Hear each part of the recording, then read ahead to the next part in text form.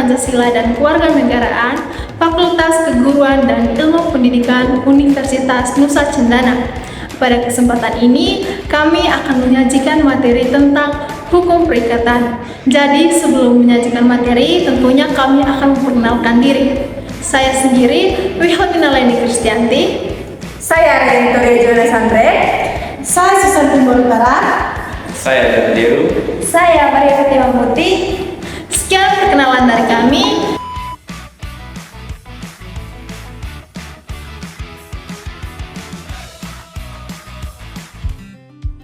Yang pertama, istilah hukum perikatan. Perikatan adalah konsep hukum yang berasal dari istilah Belanda, yaitu verbintenis, yang bermakna ikatan atau hubungan antara dua pihak. Istilah ini juga memiliki beberapa pengertian. Yang pertama itu perikatan, yaitu hubungan hukum di mana masing-masing pihak memiliki kewajiban atau prestasi. Yang kedua, perutangan, yaitu hubungan yang mencerminkan adanya utang piutang antara para pihak. Dan yang ketiga yaitu perjanjian, yaitu hubungan hukum yang berdasarkan kesepakatan. Jadi, tahukah teman-teman apa itu pengertian hukum perikatan?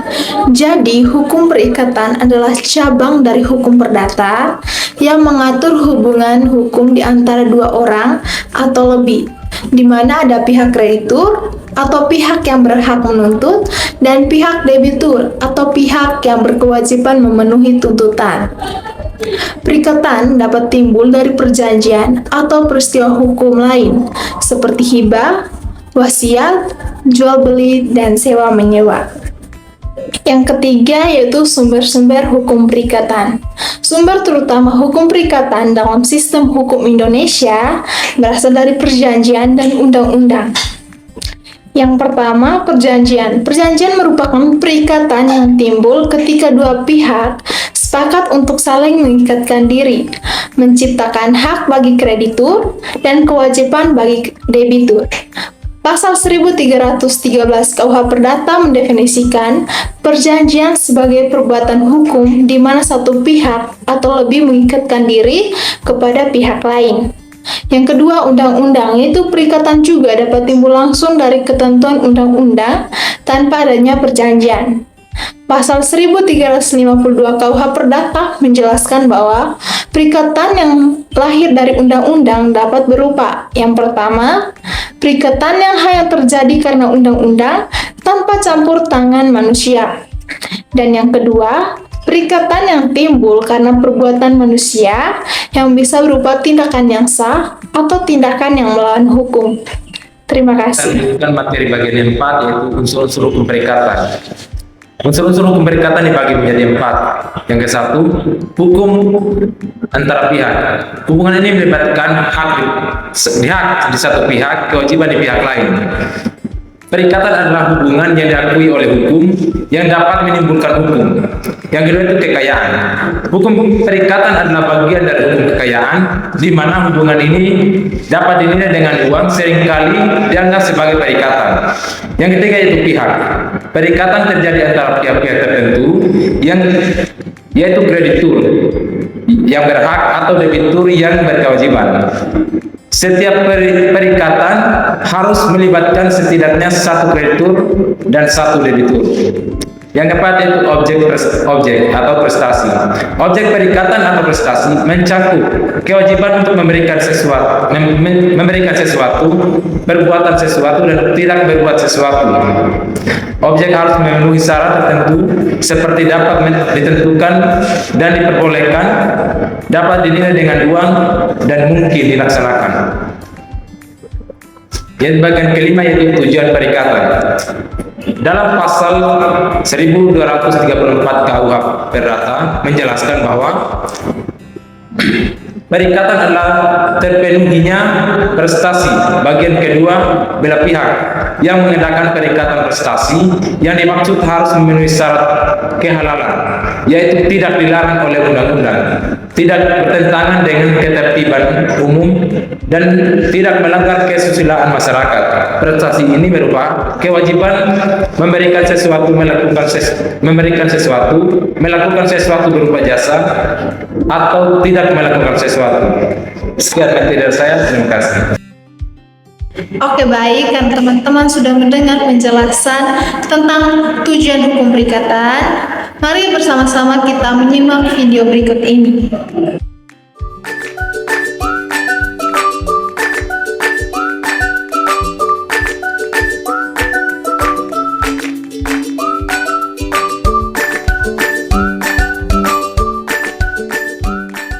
Santi, gimana sudah punya kabar? Bersama dari sebuah keperluan. Saya juga baik. Oh iya, aku pernah kerja di mobil saya, setahu saya waktu itu 1 juta. Istrinya dan saya walau saya tidak pernah punya uang. Tidak, Anti, kau pernah kerja di mobil saya masih ingat sampai sekarang. Tidak betul, walau saya tidak pernah pinjam uang. Kalau kita juga ngomong begini, sama saya tidak ada bukti kalau saya pernah pinjam uang. Kalau kau begini, nanti saya susah sendiri. Saya tidak bisa cari orang untuk bantu saya supaya tahu kalau kau pernah kerja di mobil saya. Betul, saya tidak pernah pinjam uang.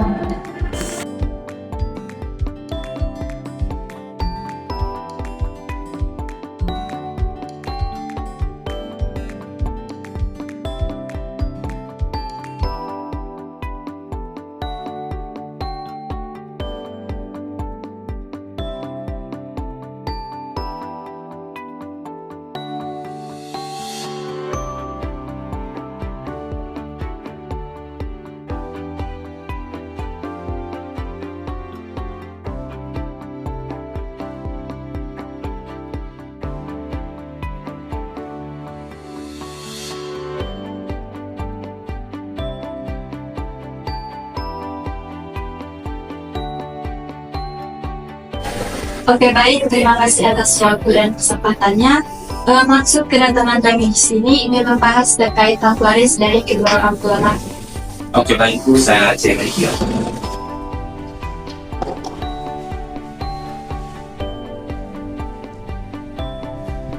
Atas nama Saya sendiri Maya Fatimah Putih dengan adik saya Susanti Boltara. Oke, baik, berdasarkan surat wasiat dan hukum berlaku, tanah itu bagi dua sana, kamu yang mengancam. Jadi bagian saya sedikit saja. Tidak, bagian ini sudah diatur dan jelas dalam hukum waris bahwa kalian berdua mendapatkan bagian saya. Syukurlah ada aturan yang jelas. Jadi tidak ada yang sama tanggungan yang berbeda. Kalau begitu kita menjadi tahu bagian kita masing-masing. Oke, baik, silakan datang dokumen di sekretaris saya.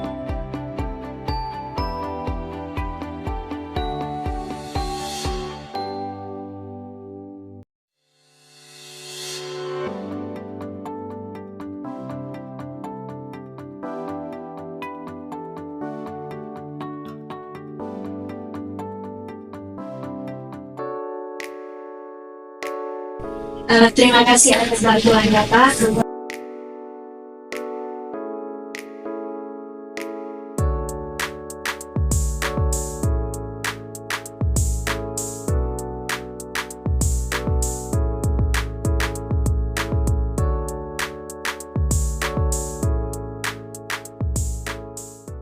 Oke teman-teman, dari kedua video tersebut dapat menggambarkan bahwa pentingnya hukum perikatan dalam menjaga keadilan dan juga kepastian, baik dalam peminjaman uang ataupun membagi warisan. Oke, baik. Materi selanjutnya yaitu objek dan subjek hukum. Dalam setiap cabang hukum akan selalu ada objek dan subjek dari hukum tersebut. Secara garis besar, objek dan subjek hukum perikatan adalah yang pertama, objek hukum perikatan. Dalam objek hukum perikatan terdapat dua bagian, yaitu prestasi, artinya kewajiban yang harus dipenuhi oleh debitur kepada kreditur. Prestasi dapat berupa memberikan sesuatu, melakukan sesuatu, atau tidak melakukan sesuatu, sebagaimana diatur dalam pasal 1234 KUH Perdata. prestasi harus memenuhi syarat tertentu, diperbolehkan oleh hukum, dan memiliki manfaat bagi kreditur. Yang kedua yaitu benda. Selain prestasi, objek perikatan juga dapat berupa benda, baik benda bergerak maupun tidak bergerak, yang memenuhi syarat-syarat tertentu sesuai dengan undang-undang. Subjek hukum perikatan terbagi menjadi dua, yaitu debitur, artinya pihak yang memiliki kewajiban untuk memenuhi prestasi. Yang kedua yaitu kreditur, pihak yang memiliki hak untuk menuntut pemenuhan prestasi. Subjek perikatan dapat berupa individu atau badan hukum. Subjek perikatan harus memiliki kebebasan dalam menyatakan kehendak, tidak berada di bawah paksaan, penipuan, atau kekhilafan. Materi selanjutnya itu asas-asas hukum perikatan. Asas-asas hukum perikatan diatur dalam buku 3 KUH Perdata dan meliputi yang pertama yaitu asas kebebasan berkontrak. Terdapat dalam pasal 1338 KUH Perdata, bunyinya para pihak bebas untuk membuat atau tidak membuat perjanjian, mengatur isi, pelaksanaan, dan bentuk perjanjian, baik tertulis maupun tidak tertulis. Yang kedua yaitu asas konselisme, terdapat dalam pasal 1320 KUH Perdata, bunyinya perjanjian sah jika memenuhi 4 syarat. Yang pertama, sepakat antara pihak-pihak. Yang kedua, kecakapan untuk membuat perjanjian. Yang ketiga, mengenai suatu hal tertentu. Yang keempat, tujuan yang halal. Yang keempat yaitu asas pasca san servanda, terdapat dalam pasal 1338 ayat 1 KUH Perdata, bunyinya perjanjian yang sah berlaku sebagai undang-undang dan harus dihormati oleh pihak-pihak yang membuatnya. Yang keempat yaitu asas kepercayaan, artinya pihak-pihak harus saling percaya dan bertindak dengan tindakan yang baik. Yang kelima yaitu asas persamaan hukum, artinya semua orang memiliki kedudukan yang sama di depan hukum tanpa membedakan latar belakang. Yang keenam yaitu asas keseimbangan, artinya hak dan kewajiban harus seimbang. Pihak yang dirugikan dapat menuntut prestasi jika kewajiban tidak dipenuhi. Yang ketujuh yaitu asas kepastian hukum, artinya hukum harus dijalankan dengan cara yang baik, menjamin kepastian dalam perikatan. Yang kedelapan yaitu asas moral, artinya perbuatan sukarela harus mematuhi kesusilaan, motivasi moral mempengaruhi perbuatan hukum. Yang kesembilan yaitu asas kepatutan, terdapat dalam pasal 1339 KUH Perdata. Perjanjian mengikat tidak hanya yang tegas diatur tetapi juga sesuai dengan keadilan, kebiasaan, dan undang-undang. Yang ke-10 yaitu asas kebiasaan, terdapat dalam pasal 1339 dan 1347 KUH Perdata. Perjanjian meliputi kebiasaan dan hal-hal lazim yang mengikuti kebiasaan. Yang ke-11 yaitu asas perlindungan, artinya melindungi pihak yang lebih lemah, biasanya debitur dalam perikatan. Terima kasih. Materi yang berikut tentang sistem hukum perikatan. Sistem hukum perikatan dalam KUH Perdata bersifat terbuka, di mana memungkinkan orang untuk mengadakan berbagai bentuk perjanjian, baik yang sudah diatur maupun belum ada ketentuannya, asalkan sesuai dengan pasal 1320 KUH Perdata. Yang berikut tentang syarat sahnya perjanjian menurut pasal 1320 KUH Perdata. Yang pertama, sepakat, di mana para pihak harus setuju tanpa paksaan, kesalahan, ataupun penipuan. Syarat yang kedua, kecakapan, di mana para pihak harus cakap secara hukum, baik dewasa dan tidak di bawah penipuan. Syarat yang ketiga, suatu hal tertentu, perjanjian harus jelas, sesuai dengan jenis, ukuran, dan juga bentuknya. Syarat yang keempat, suatu sebab yang halal, di mana tujuan perjanjian harus sesuai dengan hukum, ketertiban, dan juga kesusilaan. Yang berikut mengenai ketentuan hukum perikatan. Ketentuan hukum perikatan diatur dalam buku ketiga KUH Perdata yang meliputi ketentuan umum dan juga ketentuan khusus mengenai perikatan serta sistem terbuka untuk perjanjian.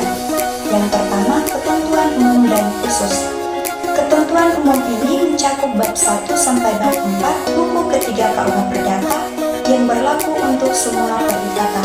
Sedangkan ketentuan khusus mencakup bab 3 kecuali pasal 1352 dan 1353 dan bab 5 sampai bab 18 serta ketentuan KUHD.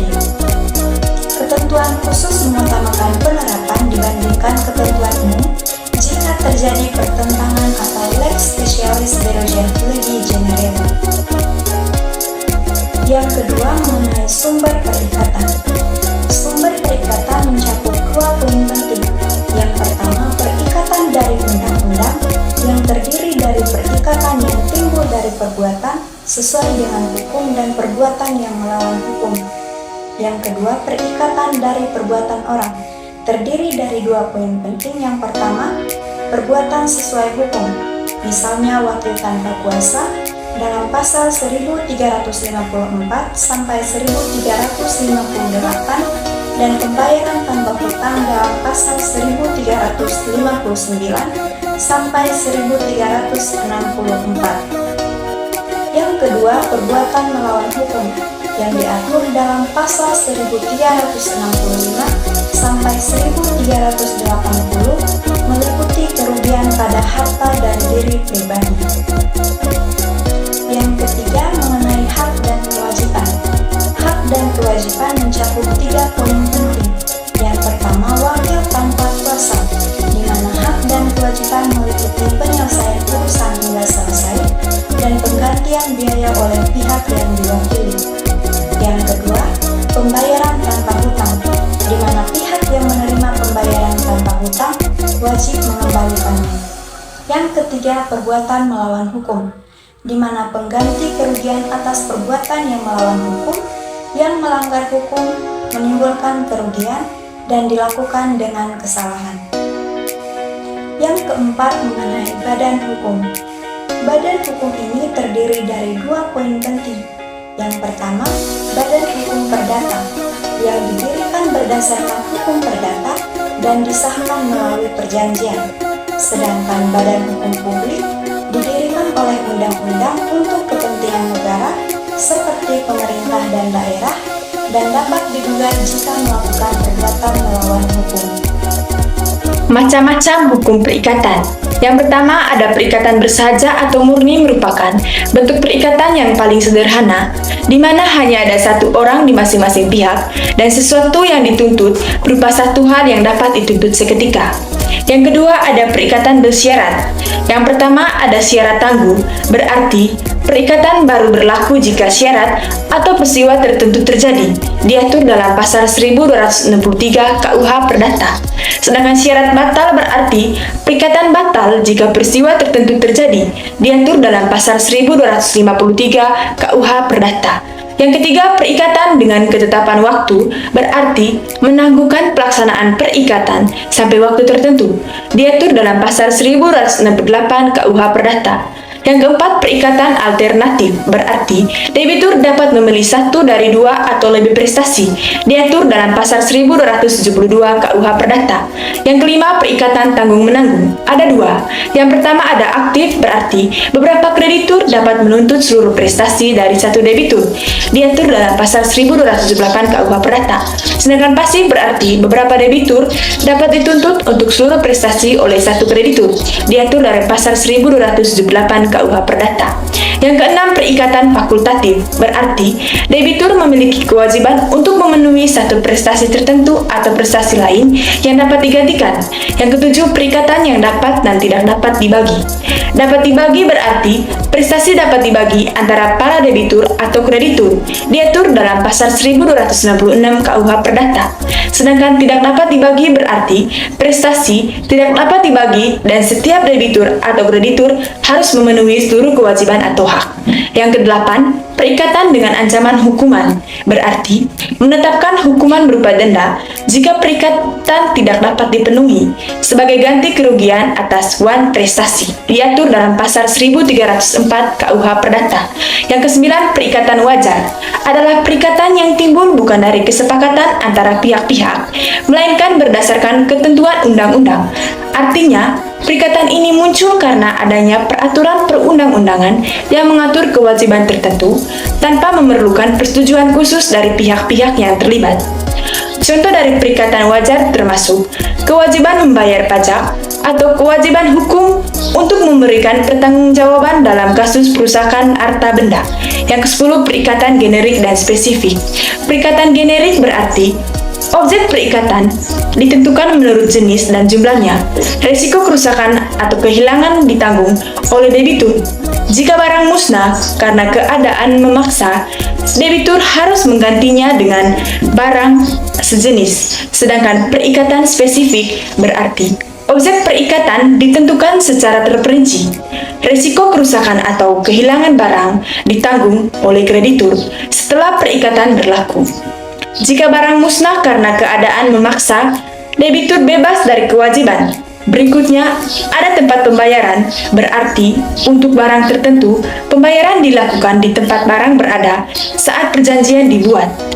Untuk barang generik, pembayaran dilakukan di tempat kreditur, diatur dalam pasal 1393 BW.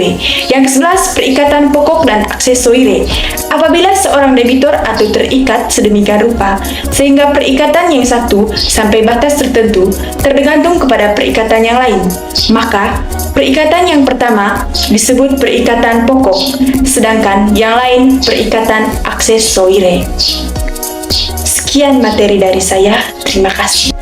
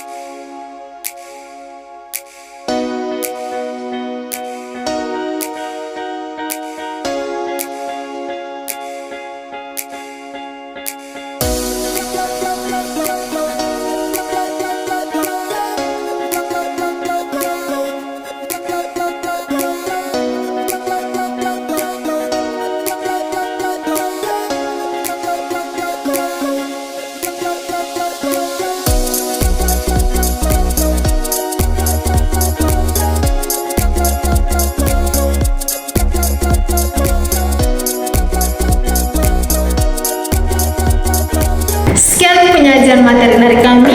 Semoga bisa bermanfaat bagi teman-teman, dan juga kami mengucapkan banyak-banyak terima kasih buat teman-teman yang sudah menonton. Salam Pancasila. Salam Pancasila.